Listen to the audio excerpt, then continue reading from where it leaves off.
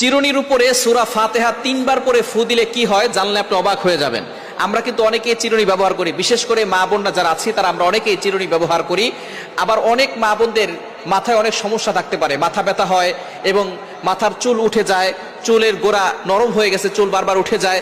তো এই সূরা ফাতিহার ভিতরে আল্লাহ পাক রব্বুল আলামিন শিফা দিয়েছেন কিভাবে আমল করলে এবং চিরুনির সাথে আমল করে রাখলে আল্লাহ পাক রব্বুল আলামিন আপনাকে অসুস্থতা থেকে সুস্থতার নিয়ামত দিবেন এবং আল্লাহ তাআলা বিপদ আপদ থেকে হেফাজত করবেন, আপনি সুস্থ থাকতে পারবেন।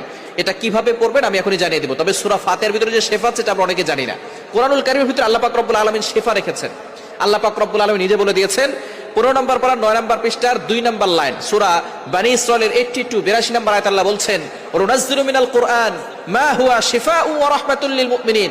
আমি আল্লাহ তাআলা মুমিনদের জন্য এই কোরআনটা রহমত হিসেবে শিফা স্বরূপ নাজিল করে দিয়েছি। সুবহানাল্লাহ বিহামদি। সুতরাং কোরআনের ভিতরে শিফা আছে, আর এই সূরা ফাতিহার ভিতরে শিফা আছে। নবী সাল্লাল্লাহু আলাইহি ওয়াসাল্লাম নিজে বলে দিয়েছেন সূরা ফাতিহাকে বলা হয় আয়াতুশ শিফা, অর্থাৎ শিফার আয়াত। এই সূরা ফাতিহার ভিতরে অনেক শিফা আছে।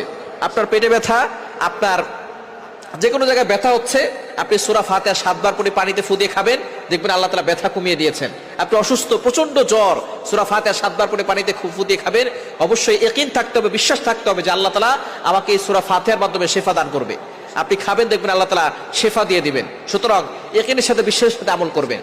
আবু সাঈদ খুদরী রাদিয়াল্লাহু তাআলা থেকে বর্ণিত, নবী সাল্লাল্লাহু আলাইহি ওয়াসাল্লাম জানিয়ে দিয়েছেন সূরা ফাতিহার ভিতরে শিফা আছে এবং সে এটাকে এক সাপে কামড় দেওয়া রোগীকে সূরা ফাতিহা 7 বার পরে ফু দিয়েছিলেন, সাথে সাথে সাপের বিষ পানি হয়ে গিয়েছিল। এজন্য সূরা ফাতিহা ইয়াকিনের সাথে আমল করতে হবে। তো এখন আপনি সূরা ফাতিহা প্রথমে ওযু করবেন, 3 বার দুরূদ শরীফ পড়বেন, এরপরে সূরা ফাতিহা 3 বার পড়ে শেষে আবার 3 বার দুরূদ শরীফ পড়ে চিরুনিতে ফু দিবেন। ফু দেওয়ার পরে বিসমিল্লাহ পড়ে মাথা আঁচড়ালে ওই মাথা থেকে চুল পড়বে না, মাথা ব্যথা কমে যাবে এবং মাথার বিভিন্ন রোগ থেকে আল্লাহ পাক রব্বুল আলামিন তাকে হেফাজত করবেন। অসুস্থ থাকলে আল্লাহ পাক রব্বুল আলামিন তাকে সুস্থতার নিয়ামত দিবেন। এই জন্য অবশ্যই সুস্থতা হচ্ছে বড় একটি নিয়ামত, আর মাথা ব্যথা হচ্ছে বড় সমস্যা। মাথা ব্যথা হলে আর মাথাকে জাগিয়ে রাখা যায় না, শুয়ে পড়তে হয়। অনেক সময় দেখা যায় শরীরেও কাজ হয় না।